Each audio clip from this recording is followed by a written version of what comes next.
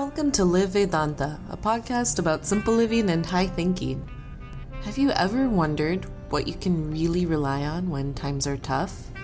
What can always be your source of strength when your stamina seems low and life challenges seem so high? And how to actually let go of all those fears, anxieties, expectations that have been weighing you down? Let's listen into Vivekji and how to cultivate these virtues for our journey within. Hariom, and greetings from Niagara Falls. At the end of the Ramayana, there is a sort of valedictory address.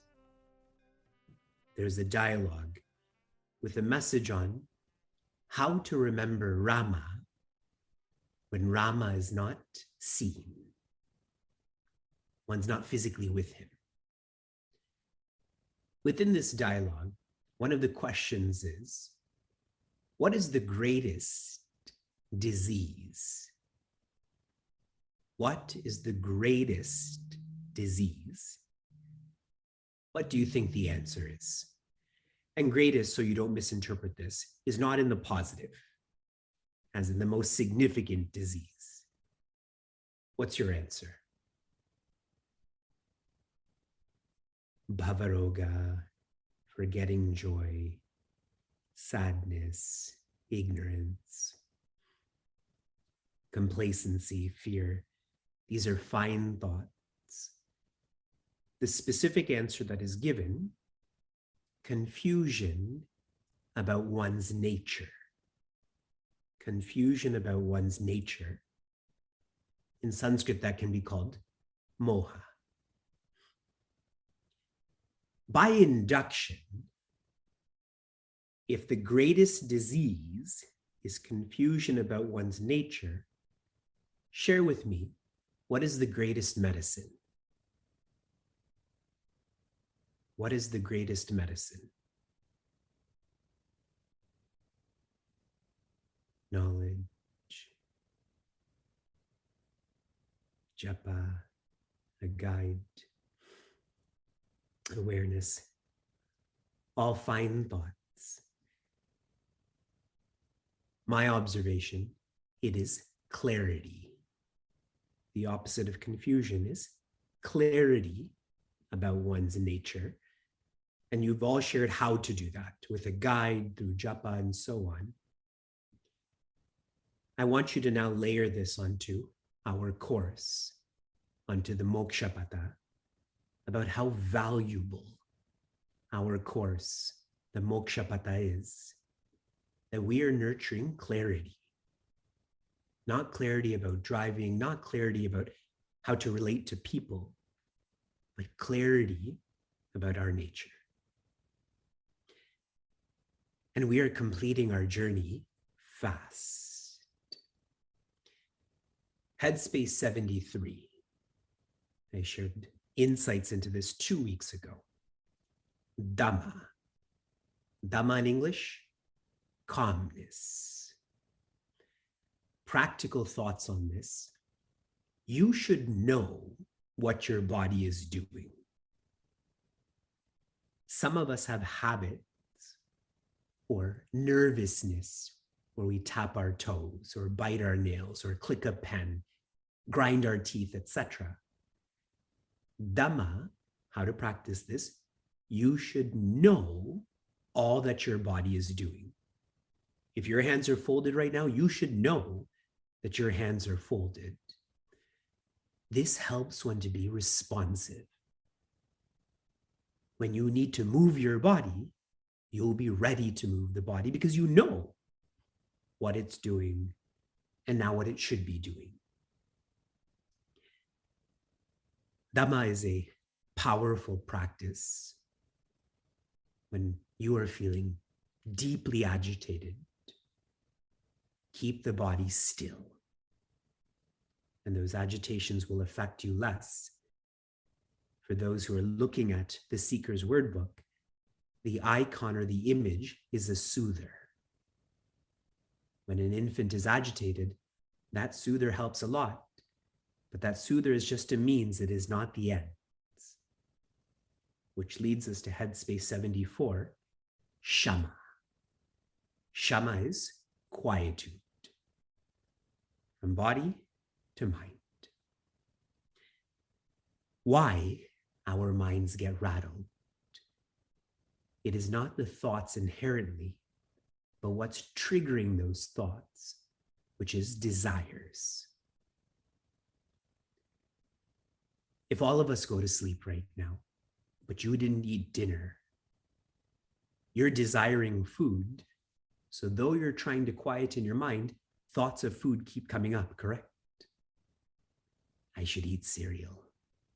But what cereal? I have to go all the way downstairs to get it. What if there's no oat milk? 3 minutes turns into 30 minutes. Just get up and go eat cereal. And that desire will come to an end. A more deep practice is to think about raising the quality of your desires. Raise the quality of your desires. Because whenever there's a higher quality, you don't need as much. It could be a car, it could be friends. If you don't have that many desires, you won't have that many thoughts. Headspace 75, 3/4 of our journey, uparama. When the body is calm, that is conducive for the mind to become quiet, which is conducive for the intellect to be still. And so I'm thorough. Uparama is understanding. Understanding. It is the intellect that is still. Understanding is understanding that your responsibilities are the means for you to be happy, for you to know your nature. How do I know this? The Veda, which is our authoritative map, only teaches 2 subjects. The earlier subject is dharma. If you follow this, it will lead you to the latter subject, which is Brahma, which is joy. Your responsibilities are the connection to joy. Understanding inhibits us from escaping and propels us to embracing. We continue. 5 more headspaces. I'm going to move fast. Are you coming with me? 76. And before I introduce 76 and reach a completion, I'm reminding all of you, we are in the sadhana chatushtaya. In English, sadhana is development. And chatushtaya is of the self. For ourselves to become more priority-oriented, more independent, and so on. See how lovely what we're doing is self-development, development of the self. 76, titiksha. Titiksha. In English, endurance. In 2020, when the coronavirus was just as frightening as 2022, but less known in 2020. Before every class, I would say, let us all invoke, and what was the following word? Share in the chat. Invoke toughness, good. Titiksha means endurance, but it is synonymous with toughness. Why? Because all is changing. And if you don't endure this change, you will always be imbalanced. Enduring change helps us to be balanced. Just think about when your body is physically imbalanced, how uncomfortable that is. When the mind is imbalanced and so on, this endurance is a catalyst to being balanced. And for those who want to intensify this, Acharya Shankara has shared, without titiksha, you cannot inquire. Titiksha needs to be set for inquiry to take place. Otherwise, all one does is complain. If you're a complainer, a blamer, an annotator, work on your titiksha. How? There's a related word called tapa. Tapa means to burn down one's comfort zones. And it sounds very poetic. It sounds like a good rad, correct? Burn down your comfort zone. How? Choose discomfort. Whenever you have to make decisions in your day and your week, whenever you have to make choices in your month and your year, make decisions, make choices that are uncomfortable for you. And while you're immersed in this uncomfortable experience, make it comfortable. That discomfort is not external, that discomfort is internal. If you do this voluntarily, when matters are uncomfortable involuntarily, because of the context, you will not complain. You will still be cheerful. I think you understand this, but let's take an example. How many of you have never eaten with your hands before? Okay, wrong group to ask. But you must know people who have never eaten with their hands before, correct? So you go to a restaurant and you ordered fettuccine Alfredo, and they didn't give you this fork and knife. The person who's never learned how to eat with their hands, they can't eat that food. But Vivek will happily use his hands to eat that fettuccine Alfredo. Yes. And see, my point is that I've chosen that discomfort, even though it's not uncomfortable. This enables titiksha. For those who want to intensify this, the more you nurture titiksha, eventually you will transcend titiksha. You will not need to endure at all. Best example of that, do you endure yourself? When you're brushing your teeth and you look in the mirror, God, I have to hang out with you again? Right? You feel that oneness with yourself. You don't have to endure yourself. That is what our trajectory should be. 77. A beautiful headspace. Shraddha. Shraddha. In English, faith. But I'm giving you a synonym. I'm going back to 2020. Invoke toughness, evoke, fill in the blank. Hope, yes. A synonym of shraddha is hope. What this can look like in our lives is when we start to feel that we are more than we feel we are right now. By a show of hands. And I want you to be honest. Every question I ever ask you, you should always have that blanket feeling to be honest, because this is a non-judgmental space. This is a safe space. How many of you would assign the word insecurity to your personality? By a show of hands. Okay.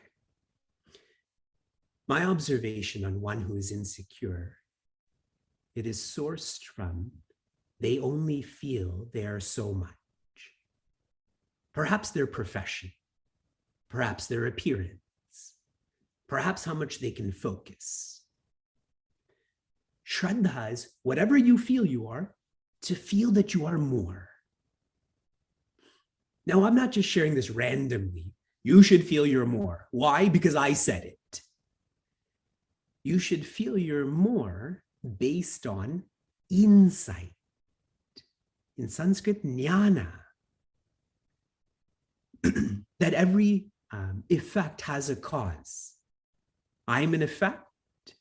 The cause is divine, so I should feel that I'm more than this body and mind, that my lineage is divine. Does that make sense? And making this more practical, how do you input this insight?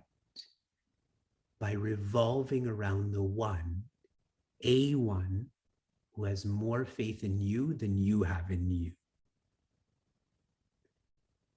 That is someone who's secure. That is to be our guide. Our guide, in Sanskrit, our Sadguru, has exponentially more faith in us than we do. Why? Because they have realized how much more they are, and they feel that oneness with us. If you revolve around those who are faithless, you will feel the same way. If you revolve around those who are faithful, you will feel the same way. Feel that you're more than who you are. And one more narrative to this is, feel that you can do more than you're doing. Push yourself. Challenge yourself. That's why in our community, we keep on facilitating challenges to help you, to help me do more than what we're used to, so that we feel more than what we're used to. That's shraddha. For all of you who have been part of our Running from the Mind community, do you remember the first time you ran a half marathon? How many mind games you played with yourself, but as soon as you did it, you signed up the next year, and the mind was much quieter. Agreed? In the Seeker's Word Book, the image that we have chosen is steps leading into a dark doorway. Does that look like a certain scene in a certain movie for all of you? Stairs leading into a dark doorway. I would be very impressed if you know. 3 words. Last word is show. The Truman Show. For all of you who have watched this wonderful movie, Truman uses logic his whole life to get to those steps in that door, and then to enter into this darkness where he knows nothing about it. Logic has to end and faith has to continue. So for us to, logic will only get you so far in life. And you need a guide, you need knowledge. Headspace 78. This is the last of the sampatti. There are 6 inner well. We have flowed through them. Dhamma, Shama, Uparama, Titiksha, Shraddha, Samadhana. Number 6. In English, absorption. Absorption. How many of you are joining me for dhyana yoga in the mornings, live or recorded, by a show of hands? Okay, very good. I'm quite confident by the time we complete dhyana yoga, we will have had 10,000 seekers be part of this, which is so epic. In Sanskrit, a word that is quite popular and powerful, nididhyasana. Nididhyasana. The etymology of this word, nitaram Dhyaihi. Nitaram means perpetual. Dhyaihi means to keep in mind, to think about, to feel about. So nididhyasana is to perpetually feel. In English, the word for nididhyasana is contemplation. Contemplation. What happens in contemplation? One changes their identity. Like when you dress up for a party or a play, you change your identity. Suppose it's a marital status, you change your identity, or you move to another country. Here, the changing of identity is the final changing of our identity. Let me be more specific. Dhamma, Shama, Uparama have united the body, mind, and intellect.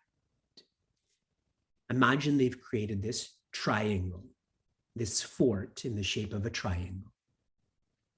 Who's in this fort right now that keeps trying to get out? The ego. But the body, mind, intellect won't let it get out now. More so, we've also nurtured titiksha, which can also be described as fortitude,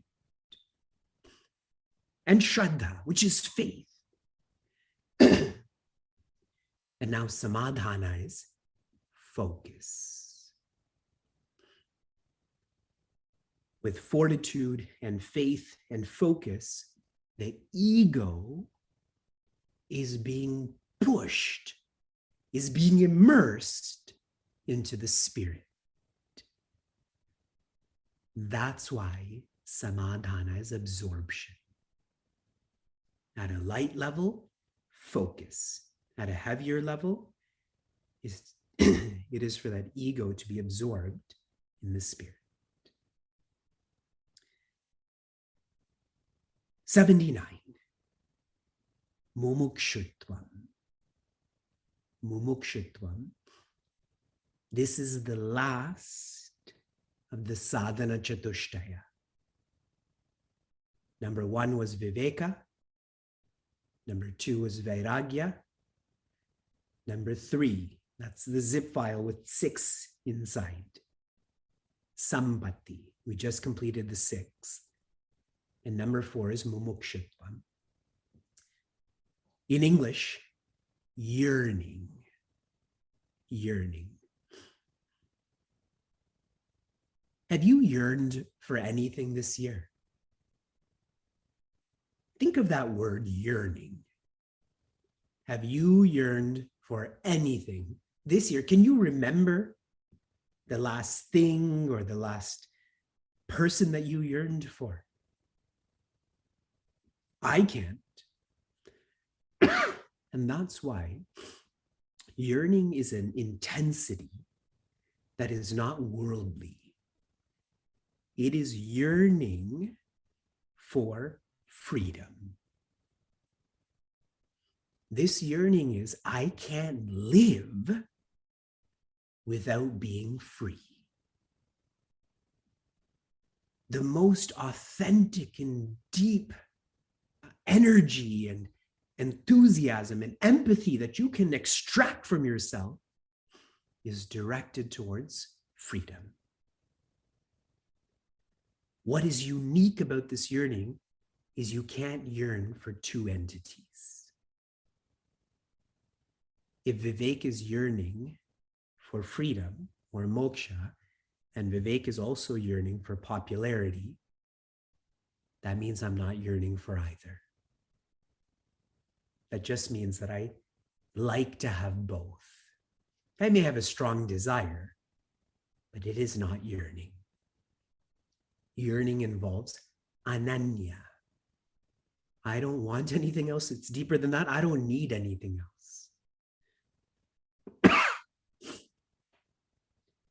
Mumukshutvam is when one becomes a full-time seeker. all you do to be free. You don't do anything else. There's no purpose to anything else other than for freedom. You bathe for freedom, you breathe for freedom, you fight for freedom, you bank for freedom, you attend class for freedom, you sleep for freedom. And this is why in the Seeker's Word Book, the icon is those baby turtles. Have you ever seen baby turtles hatch from their eggs underneath the sand and go towards the water? How many of you have seen that before? I've seen this with my own eyes in Trinidad multiple times. And even when you're holding those baby turtles in a gentle way, it's not like we're hurting them, they're still trying to get out of your hand to go towards that water. They only yearn for that water where their parent is going to be. Number 80. This leads us to the completion of another row of the mumukshutva, tyaga. Tyaga, in English, release. I'm fond of the word tyaga. I'm fond of the word release. One of Pearl Jam's greatest songs is called Release. Release from what? Release from dependency. Please write in the chat some of the dependencies that you have. What are you depending on? And I don't mean in a functional way.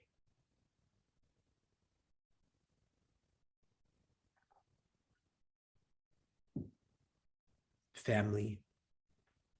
Security through finances is the dependency. It's not finances. It is the sense of security through finances. Social acceptance, emotional support, that's right. See how much deeper it is then? I depend on food. I depend on oxygen. It's like when I ask high school students, what are you afraid of? They'll say snakes and spiders. See, there's no honesty involved. You're probably not even scared of snakes. When do you see a snake? But matters like not being accepted, that's a real fear. To release oneself from whatever is holding you back from mumukshutva, the connection. What's holding you back from yearning? Relieve yourself of that. A framework to do so. A dependency we have in a subtle and general way is deservership. We are results oriented. That comes from doership. We feel incomplete, and we feel by doing we'll complete ourselves. Try to feel more like an instrument. Feel like you are a part of this whole that is the multiverse. In doing so, we will start to dismantle the sense of deservership. You do that, you can dismantle the sense of doership. Keep reflecting on tyaga. I will share more in our next class.